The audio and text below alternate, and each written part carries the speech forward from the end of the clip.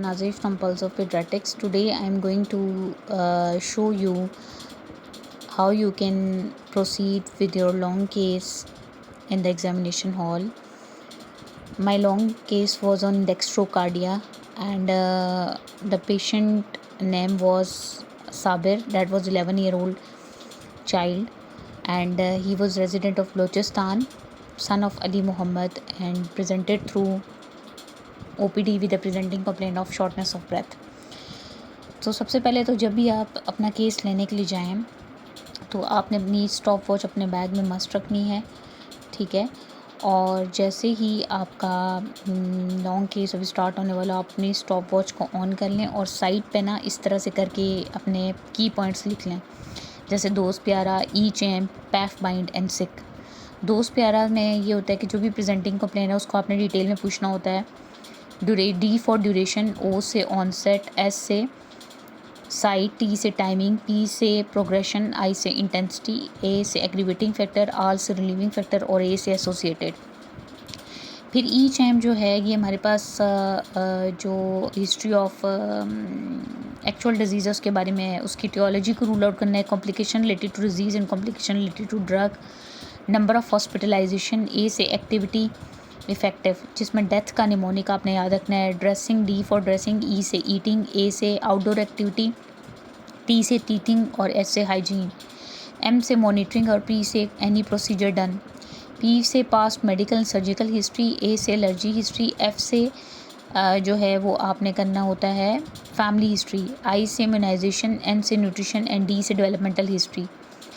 S से आपके पास आता है सोशो इकोनॉमिक हिस्ट्री, आई से impact of the disease on the parents and siblings, C से concern of the parents regarding the disease and knowledge of the patient. तो सबसे पहले भी जब आपने पेशेंट की प्रेजेंटिंग कंप्लेन ली तो आपने पेशेंट का नाम पूछना है और उसके वालिद का नाम पूछना है, ठीक है, और उसकी रेजिडेंसी को डिटेल में पूछना है, लाइक वो कहाँ का रहने वाला है। और कुछ एग्जामिनर्स इस बात को पसंद करते हैं कि आप उसका मोहल्ला, सेक्टर नंबर या गली नंबर वो भी पूछें और साथ में उसका फ़ोन नंबर भी लें एट द टाइम कि जब वो आपको ना पेशेंट मिल सके तो आप उसको कांटेक्ट करके उसकी फॉलो अप उसका मेंटेन रखें।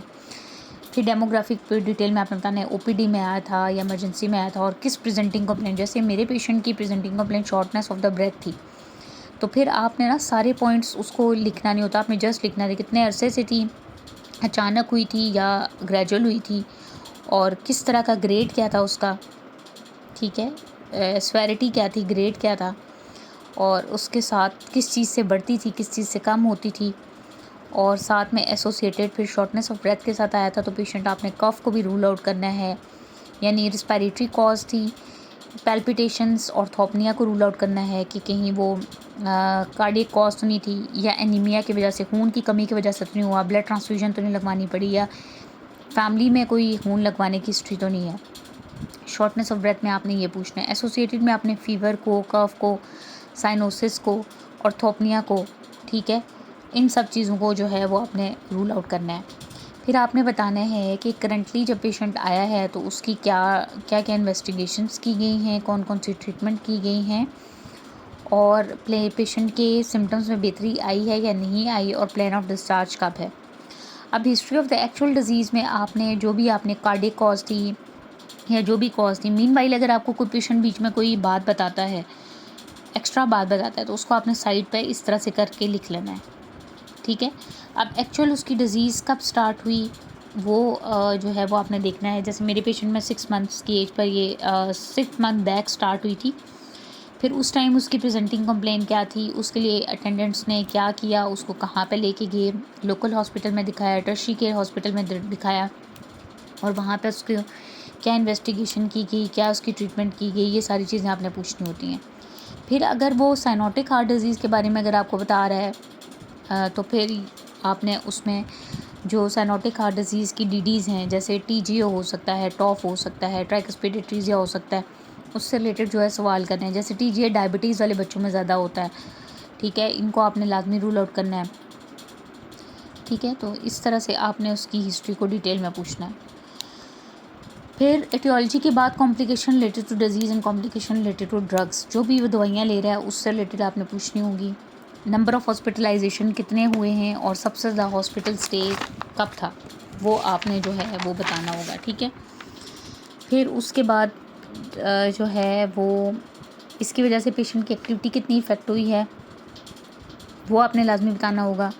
और एक्टिविटी में नॉर्मल प्ले और स्कूल एक्टिविटी के बारे में भी आपने पूछना है कि बच्चा स्कूल गोइंग है, और वैसे उसकी normal activity, motor activity, fine motor, speech और हेयरिंग, विजन, ये कैसे इफ़ेक्ट हुए हैं, ठीक है।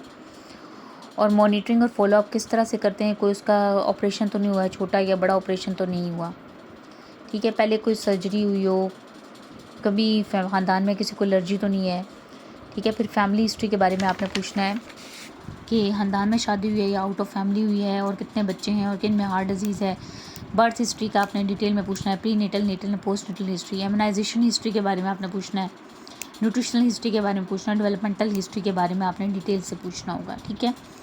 फिर सोशो इकनॉमिक हिस्ट्री आ जाती है, impact of the disease on the parents and sibling, parents का कंसर्न क्या है और उनको क्या नॉलेज है रिलेटेड टू डिजीज़। आपने स्टॉप वॉच लगाई होगी, जैसे आपके 15 मिनट हो जाएं तो ज़्यादा से ज़्यादा 18 मिनट आप हिस्ट्री लेने में लें, और उसके बाद आप उसकी जो है वो एग्ज़ामिनेशन के ऊपर आ जाएं, ठीक है। साथ साथ पेशेंट का एग्ज़ामिन करें, अगर बीच में सवाल रह जाएं तो उनको एग्ज़ामिनेशन के दौरान आप पूछें, ठीक है। जैसे मेरा लॉन्ग के डेक्स्ट्रोकार्डिया का था, तो मैंने पहले जनरल फिजिकल एग्ज़ामिनेशन से स्टार्ट किया, उसके हैंड्स देखे, फिर पल्सेस देखी, हार्ट रेट सारे उसके वाइटल्स लिए, बीपी देखा, टेम्परेचर देखा, हेड में देखा, आइज़ को देखा, ऑरल कैविटी को देखा, नेक को देखा, उसमें कोई वो तो नहीं है, लिम्फ नोड्स वगैरह तो नहीं है, उनको देखा। फिर उसके बाद मैंने जो है पहले जनरल फिजिकल एग्ज़ामिनेशन करने के बाद पीडल एडिमा देखा। फिर मैंने पूरा जो है फुल सिस्टम का एग्ज़ामिन किया, यानी CVS एग्ज़ामिनेशन मैंने फुल किया, जिसमें मैंने सबसे पहले इंस्पेक्शन, पल्पेशन, परकशन, ऑस्कल्टेशन सारे स्टेप फॉलो किए, फ्रंट पे भी और फिर बैक पे भी, ठीक है। और एक चीज़ याद रखें कि जब भी आप एग्ज़ामिनेशन कर रहे हों, be opportunistic in your examination, don't over exhaust your patient, ताकि आपका पेशेंट भी खुश रहे और आप भी आसानी के साथ विद कोऑपरेशन आसानी से अपना लॉन्ग केस कर सकें। तो ये एग्ज़ामिनर बड़ा नोट कर रहे होते हैं, you should be ethically fine enough कि आपका पेशेंट आपसे तंग ना हो, वो एग्जॉस्ट ना हो।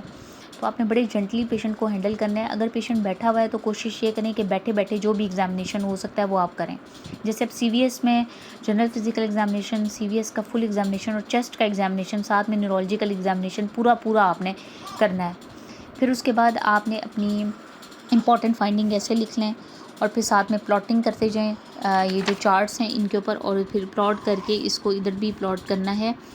और फिर be ready, takes 5 to 6 minute to summarize your things, and then confidently आपने पेशेंट को अपने जो डॉक्टर हैं जो आपसे क्वेश्चंस कर रहे हैं, आपके प्रोफेसर, उनको आपने अच्छे से आंसर करना है। Thank you so much, hopefully it will be useful for your exam. Follow Pulse of Pediatrics for more tips and tricks. Thank you so much.